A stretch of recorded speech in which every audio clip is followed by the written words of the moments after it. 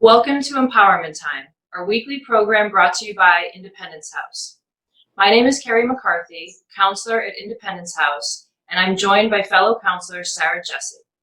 Today we continue the series of programs about domestic and sexual violence, its prevalence, its impact on those around you and in our communities, and why does it even happen? Our topic today is what is sexual violence? Sarah, can you speak to the definition surrounding sexual violence? Absolutely. So sexual violence includes any sexual contact without consent or any exploitive or coercive sexual contact. So sexual violence is actually an umbrella term, and it's on a spectrum, and it includes more than rape. So it includes unwanted sexual attention, harassment, stalking, molestation, as well as rape. So another common misconception is that rape is usually completed by a stranger lurking in the bushes and someone who's waiting to attack. But we know through our work is that that's not always true. Sexual assaults can happen from individuals in relationships. It can happen in marriages. It can happen from acquaintances, people you know. So it doesn't always occur from strangers.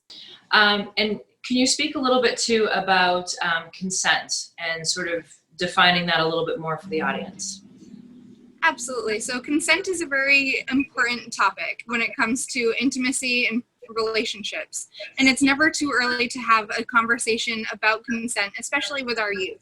So consent is establishing permission to have sex or any other relations from both partners. This is verbal, enthusiastic communication, and it's freely chosen. So both partners need to have equal power and say when it comes to consent.